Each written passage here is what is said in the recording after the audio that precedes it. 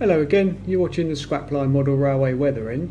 This is just a short video really just showing a bit of an update on the roof peel effect.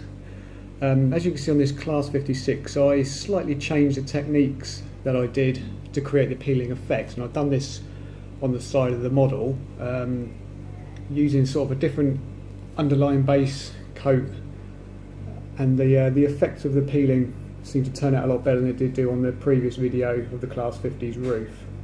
So sort of zooming in, you can see the peeling effect seems to work a lot better with that undercoat. And so I'm going to show a quick video just how I've created this on an old Triang coach roof. Okay, so with the coach I'm going to be doing, obviously a Triang, an old thing. I just want to experiment on that rather than going straight into my own coaching fleet for my layout. So this one I started on some time ago and just did a bit of an experiment with some old weathering techniques that I did some time ago. So I've masked everything up that I don't want to be covered, and the actual base coat that I use on the Class 56, I used a silver base coat, which is Humbrol acrylic spray in the silver. I think the silver is okay, but obviously there's just too much shine to it when you start peeling the paint back. So I'm going to use the grey one, grey 64, the acrylic spray. So rather than doing this inside the house where I think the wife would probably kill me, come out to the garden shed and I'm going to give this a coat of the spray.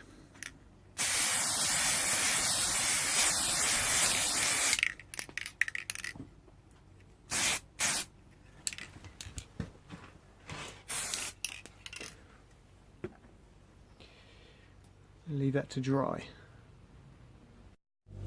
Okay, so I've done the usual mixture of Decal-Fix and the Rail Match acrylics.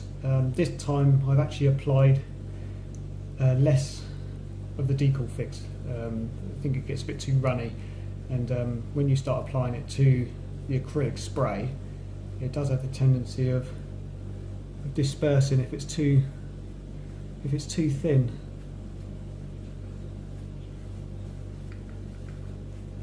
So giving the whole roof a good coat of this mixture again.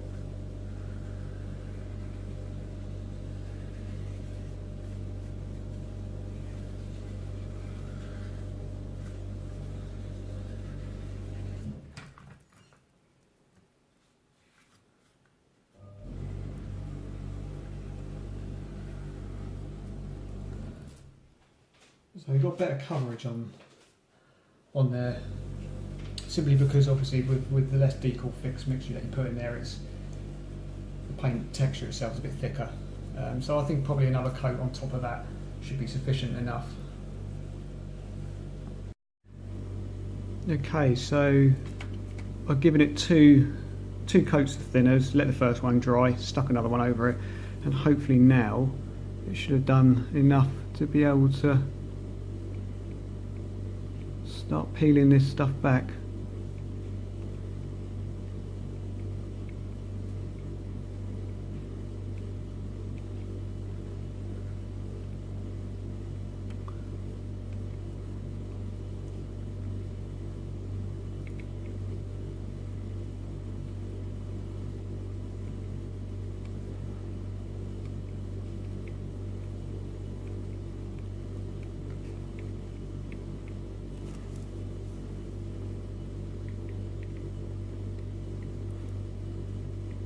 And the idea of it, because I obviously use these skewers, is to try and get it so it starts moving and push it along rather than sort of scratch the surface of it.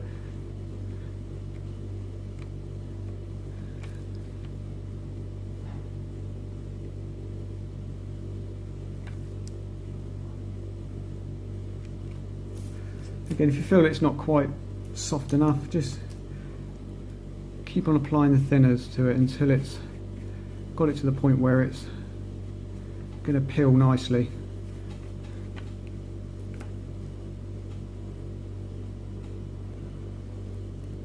So coming down the other end of the coach's side seems to be doing what it should, so you can really stretch it out.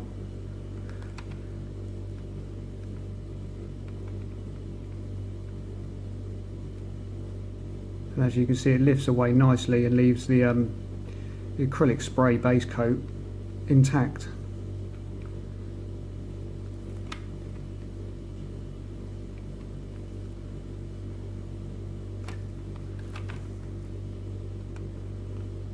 And I think this is probably the way forward, I think, really. As much as I like the other technique with the powders underneath, does work well because you can kind of obviously bring the effects of them powders through the paintwork, especially more so with the rust. And on the Class 56, on one side of that, I did actually put all the rust powders underneath as a base coat before putting the aerosol acrylic spray over the top of that, and then scratching the surface and bringing the rust out.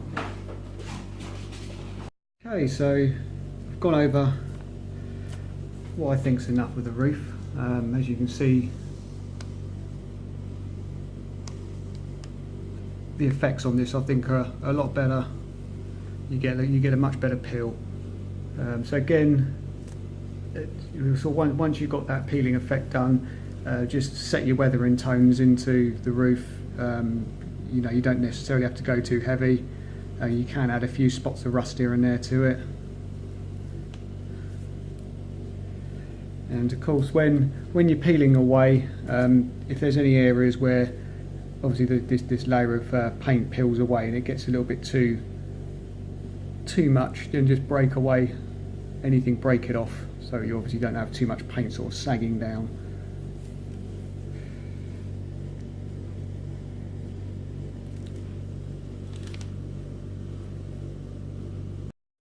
And as I mentioned earlier on in the video about the Class 56 sort of learning the new techniques, obviously before I put the acrylic spray on, I put the rust tones underneath there first and then sprayed over the top of them, then obviously peeled the paint away, scratched over the acrylic spray just to try and get them rust tones out. It kind of worked. It wasn't great, so it may not be something that I probably do again. So I kind of added the rust tones on top of this and sort of streaked them down the bodywork. A bit of a gamble to do this on such a high-end model. Obviously this is the Super Detail Class 56. Just needs airbrushing with its varnish and the windows cleaned down. And wasn't prototypical because apparently 56003 wasn't in anywhere near this condition. I think it's still around actually, sidelined. So this was just an experiment. And again, along with this coach and some of the other ones that I've got, they're all going to go up for sale on eBay. So if you haven't found my Facebook page, please do look for it. There's loads of images of this one on there, plus loads of others as well, and also as well it has a link to my shop on there on eBay. So again, if you click on that link, it will show you the things that are going to be up for sale soon. Okay, so I hope you enjoyed that update, and I hope it's given you some inspiration to have a go at it. And I shall be back soon, hopefully with the first layout update. The loft is progressing. Obviously, it's been a bit warmer to get up in the loft in recent weeks, but we managed to be up there and get a few boards sort of laid down on the floor, and we've got quite a large loft, so there's a lot to do, and we've got all the insulation as well, so we've got to sort of make sure we're over the top of that. And the pitch of our roof is quite high, and I want to insulate all the roof up there as well, so getting up and sort of getting the full insulation up is obviously taking its time, but I'm hoping probably mid to end of August to actually be up there and start shooting the first videos of getting the baseboard construction done. So, you know, if you're interested in sort of following that, then as I say, stay tuned, and hopefully I shall see you all again.